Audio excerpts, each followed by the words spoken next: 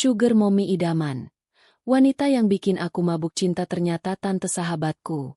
Bayangin kamu mahasiswa biasa yang hidup pas-pasan. Tiba-tiba ada wanita dewasa, elegan, dan misterius yang sering traktir makan enak, kasih uang jajan tanpa diminta, bahkan nganter jemput pakai mobil mewah. Semuanya terasa seperti mimpi, sampai kamu sadar ada yang janggal. Siapa dia sebenarnya? Kenapa dia begitu perhatian? Dan saat semua mulai terasa nyaman, kamu baru tahu satu fakta mengejutkan. Dia ternyata tante dari sahabat terdekatmu sendiri.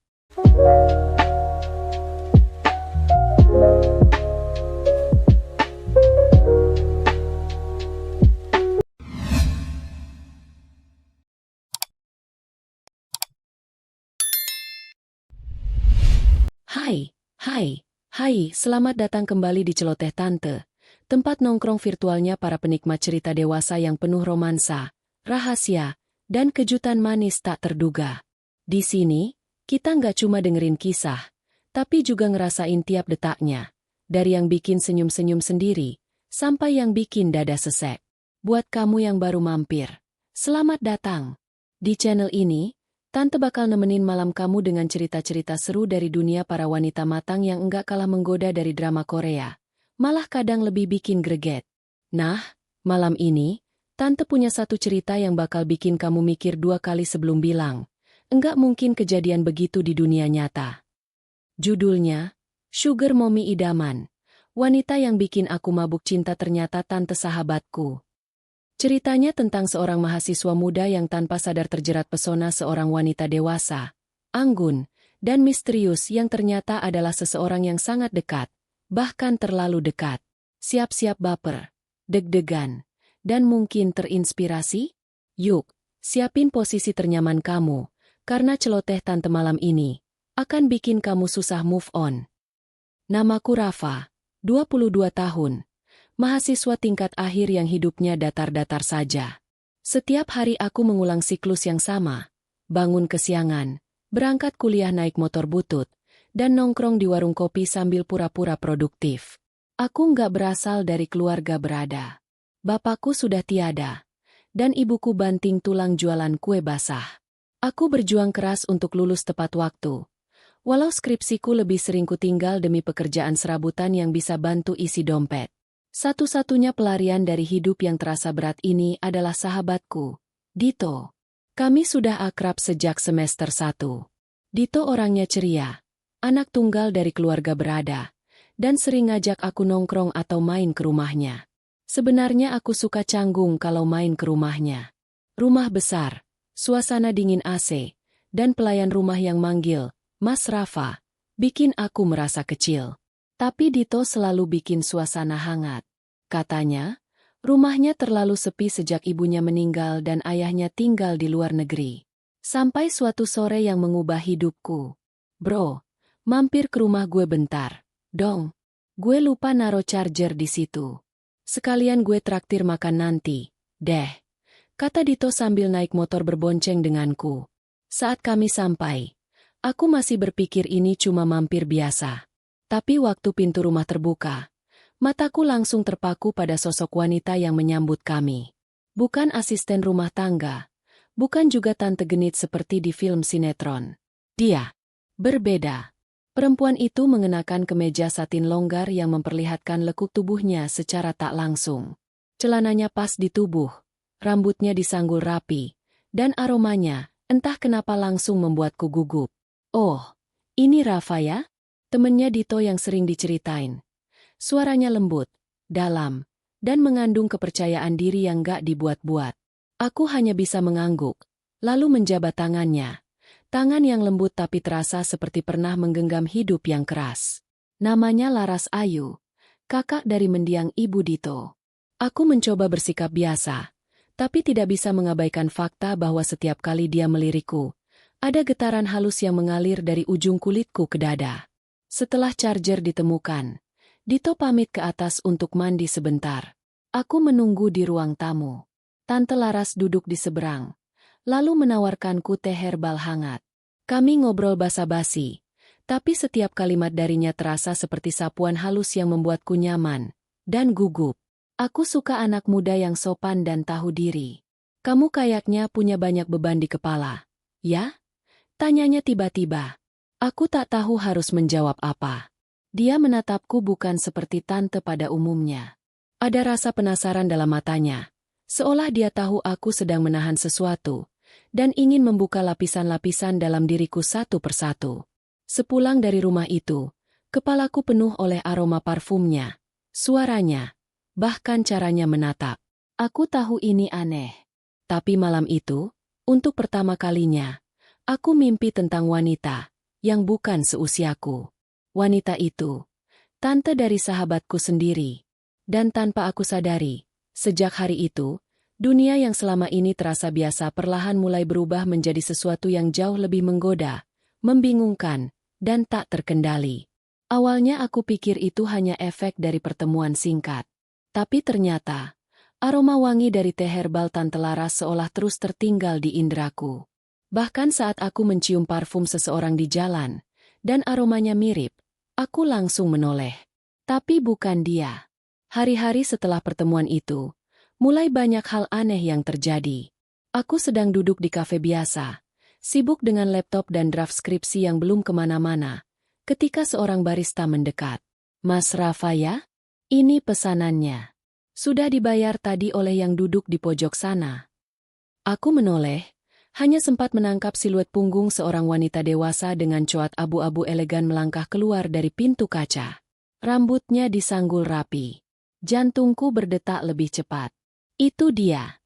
Aku mencoba mengejar, tapi saat aku sampai di luar, mobil hitam sudah melaju pelan menjauh. Sejak saat itu, kejadian serupa terus berulang. Beberapa hari kemudian, aku mendapati transferan uang ke rekeningku. 500.000. Tanpa keterangan. Tanpa pengirim jelas. Tapi, aku tahu. Feelingku mengarah pada satu nama. Laras Ayu. Aku mulai gelisah. Dalam hati aku bertanya, kenapa dia melakukan ini? Apa maksudnya? Dan kenapa aku tidak merasa terganggu? Malah sebaliknya, aku menantikan kejutan selanjutnya. Sampai suatu malam, aku terima pesan WhatsApp dari nomor tak dikenal. Kamu kelihatan lelah tadi di kafe. Jangan lupa makan malam ya, Rafa. Aku langsung membeku. Tak ada nama. Tak ada foto profil. Tapi kalimat itu begitu personal. Lembut. Menggoda. Esoknya aku memberanikan diri datang ke butik eksklusif tempat yang kusebut-sebut dalam obrolan dengan Dito beberapa hari lalu. Nama butiknya, LAU Butik. Dan benar saja, di balik meja kayu elegan, berdiri sosok yang tak bisa aku lupa. Wah, ternyata kamu cukup penasaran juga. Ucap Laras sambil menatapku tajam. Bibirnya sedikit mengulas senyum. Tapi matanya seperti membaca isi kepalaku. Aku cuma mau tahu kenapa semua ini? Tanyaku, suaraku sedikit bergetar. Aku lihat kamu berkali-kali, kamu menarik. Jawabnya tenang. Aku tahu kamu bukan anak manja. Kamu kerja keras. Tapi, kamu juga sendirian. Ia melangkah mendekat. Perlahan. Lalu berdiri hanya 1 meter dariku. Aku bisa mencium lagi aroma parfumnya. Hangat, manis, dan memabukkan. Aku bukan sugar mommy, Rafa.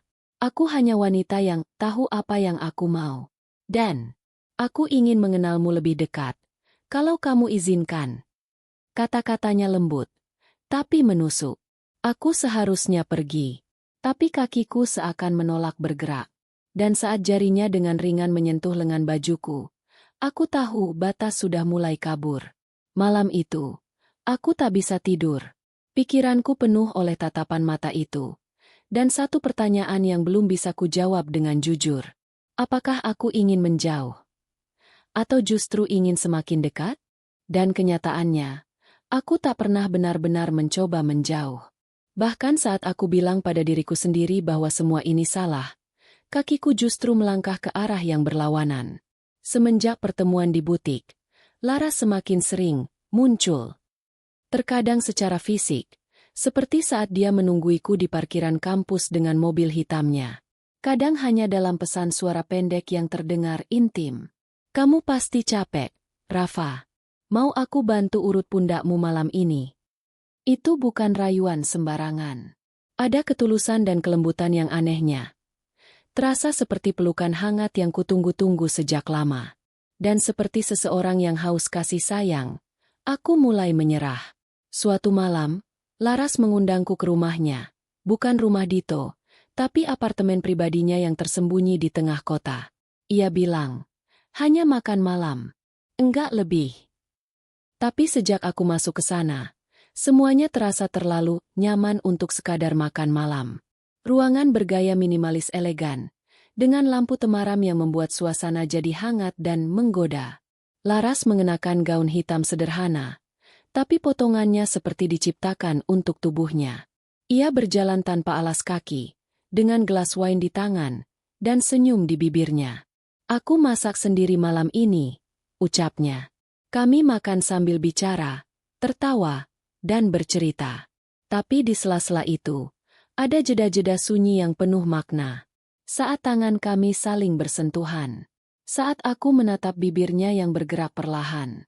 Dan saat dia menatapku lama, lalu berkata pelan, "Kamu boleh cium aku, kalau kamu mau." Detik itu, seluruh dunia terasa hening. Aku tahu, aku bisa menolak. Aku bisa bangkit, minta maaf, dan pulang. Tapi aku tidak bergerak. Aku hanya menatapnya. Lalu aku mendekat. Ciuman itu lembut. Tapi ada sesuatu yang dalam di baliknya. Bukan sekadar nafsu, tapi seakan ada bagian dari diriku yang selama ini kosong. Kini sedang dipeluk untuk pertama kalinya. Malam itu kami tidak berbicara banyak setelahnya. Laras hanya memelukku dari belakang saat aku duduk di sofanya. Kepalanya bersandar di bahuku. Tak ada pertanyaan, tak ada janji. Tapi esoknya, kenyataan menamparku seperti air dingin. Dito menelepon. "Bro, minggu depan tante gue ulang tahun. Gue pengen lu dateng juga, ya?" Hatiku mencelos. Ulang tahun berarti aku harus pura-pura. Aku harus bertemu dia sebagai tante sahabatku. Bukan wanita yang semalam memelukku seperti kekasihnya. Disinilah konflik sesungguhnya dimulai. Aku mulai merasa bersalah, tapi juga tak bisa mundur. Aku tahu, aku harus menentukan arah. Apakah ini hanya permainan yang terlalu jauh? Atau, apakah aku harus menghadapinya dengan jujur? Apapun risikonya? Aku mulai menjauhi Dito sedikit demi sedikit. Tapi Laras malah semakin terbuka. Ia mengajakku terlibat dalam bisnis kecilnya, memberiku akses ke dunianya, dunia yang dewasa, penuh risiko, dan menggoda. "Aku bukan main-main, Rafa," katanya suatu sore di butik. "Kalau kamu juga nggak main-main, tetaplah di sini. Tapi kalau kamu ragu, lebih baik kamu pergi sekarang." Dan aku tahu keputusan itu akan mengubah hidupku. Tapi aku tidak pernah menyangka secepat itu dampaknya datang. Karena seminggu setelah percakapan itu, semuanya meledak. Bukan karena aku yang bicara, tapi karena seseorang melihat. Hari itu, ulang tahun Tante Laras. Aku datang seperti yang diminta Dito, pakai kemeja rapi, senyum dikulum, dan berusaha bersikap biasa. Tapi sejak masuk ruangan itu dan melihat Laras berdiri di tengah tamu, mengenakan gaun merah yang menempel sempurna di tubuhnya, dunia seolah menyorot hanya padanya. Kami saling berpura-pura, seolah tidak ada yang terjadi. Laras bicara dengan tamu-tamu, tertawa, sesekali menyapaku seperti keponakan teman keponakan. Tapi di balik senyum itu, aku bisa merasakan ketegangan, ketertarikan, hasrat yang kami sembunyikan di balik tirai etika. Tapi ternyata, ada yang tidak cukup pintar menyembunyikan tatapan. Dito mendekatiku diam-diam. "Gue tanya jujur," katanya pelan. "Lo kenapa tatap-tatapan sama tante gue dari tadi? Gue bukan anak kecil." Aku kaget. "Apaan sih, Dit? Gak ada yang lo pikirin itu." Dia menatapku tajam. "Lo kira gue bego?" Dan di saat itu, semua runtuh. Dito tidak bilang apa-apa lagi malam itu. Tapi keesokan harinya, dia menghilang. Tak menjawab chat, tak mengangkat telepon. Aku panik. Rasa bersalah menumpuk. Aku datang ke rumahnya. Tak ada jawaban. Dan untuk pertama kalinya, aku benar-benar merasa seperti pecundang. Aku datang ke apartemen Laras. Ia memelukku, menenangkan, tapi ada air di sudut matanya. Aku nggak pengen kamu kehilangan sahabat karena aku, ucapnya lirih. Mungkin ini waktunya. Cukup sampai di sini. Aku menatapnya. Ada luka yang tak bisa dijelaskan dengan kata-kata. Ini bukan hanya tentang rasa. Ini tentang dua dunia yang terlalu bertabrakan. Aku bukan pria yang punya kuasa atas hidupnya. Aku belum cukup dewasa untuk mengangkat satu cinta dan menanggung beban yang menyertainya. Malam itu, aku tidur di sofa Laras. Tapi tidak ada ciuman. Tidak ada sentuhan. Hanya dua manusia yang sama-sama terluka, saling memeluk diam-diam dalam keheningan. Dan saat pagi datang, aku sadar, semua yang pernah kubangun telah goyah. Aku kehilangan Dito. Aku kehilangan rasa percaya dari dunia yang kupijak. Dan yang lebih menyakitkan, aku hampir kehilangan diriku sendiri. Tinggal satu pilihan tersisa. Aku harus hadapi semuanya. Dengan jujur. Dengan berani. Tanpa drama. Karena kalau aku terus bersembunyi di balik rasa nyaman dan gairah, maka aku akan selamanya menjadi bayang-bayang dalam hidup orang lain. Aku menatap cermin. Lalu menulis satu pesan. Dito, kita perlu bicara. Lo berhak tahu semuanya. Dan gue akan tanggung semua akibatnya. Tapi tolong, jangan diam. Karena lo satu-satunya orang yang bisa bikin gue sadar siapa gue sebenarnya.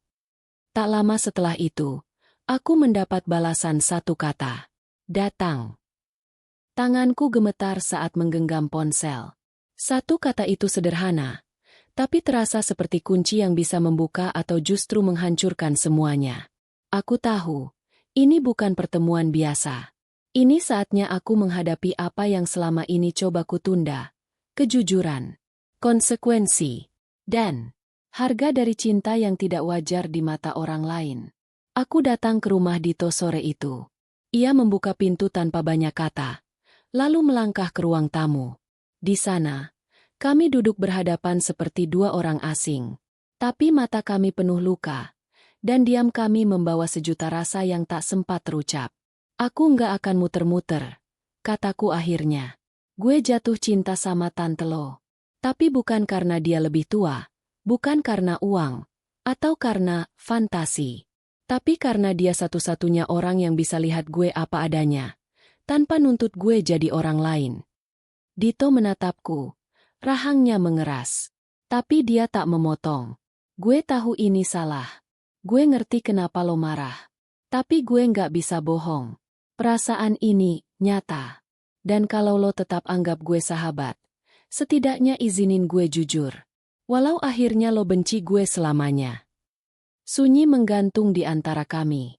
Sampai akhirnya Dito berdiri. Aku kira dia akan pergi. Tapi dia justru berkata pelan. Gue nggak benci lo. Gue cuma takut tante gue disakitin lagi. Aku mendongak. Terkejut. Dia dulu ditinggal suaminya karena wanita yang lebih muda. Makanya dia nggak percaya cinta lagi. Dan saat dia cerita soal seseorang yang bikin dia hidup lagi, gue gak nyangka itu loh. Napas rasanya kembali mengalir. Tapi belum selesai. Dito menatapku lurus. Kalau lo memang sayang, jangan main di belakang. Hadapin. Jangan cuma sembunyi di pelukan. Kata-kata itu menghantam dadaku. Tapi juga menyadarkanku. Hari itu juga, aku kembali ke Laras. Dia tidak sedang menunggu. Matanya sembab. Tapi saat aku memeluknya dari belakang, dia tidak menolak. Aku udah bicara ke Dito. Bisikku. Dan aku juga udah tahu jawabanku. Aku nggak mau cuma jadi rahasia dalam hidupmu. Laras menoleh pelan. Kamu yakin? Aku mengangguk. Lebih dari yakin.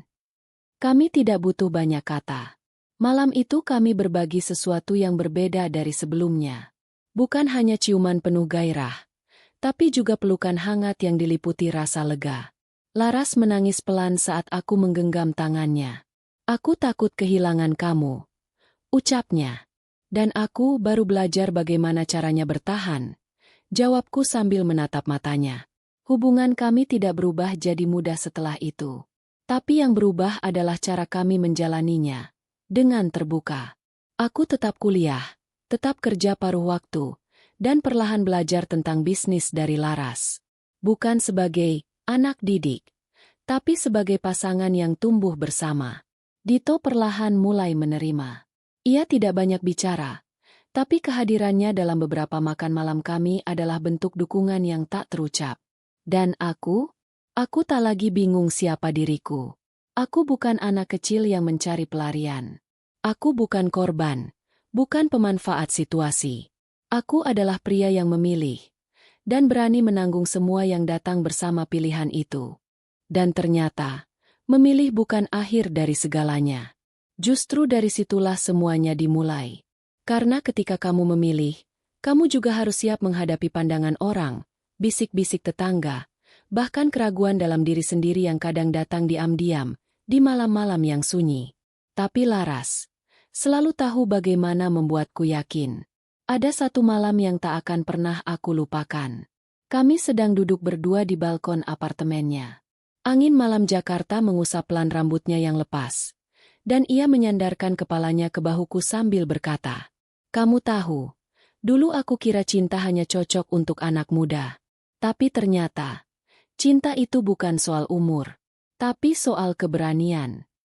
Aku menggenggam tangannya. Aku pun baru tahu, cinta itu bukan tentang siapa yang lebih kuat, lebih mapan, atau lebih berpengalaman. Tapi siapa yang mau belajar dan bertahan. Sejak saat itu, kami tak lagi bersembunyi. Kami tampil bersama di acara keluarga. Kami duduk berdua di kafe tanpa takut kamera ponsel. Ada yang memandang sinis, tentu.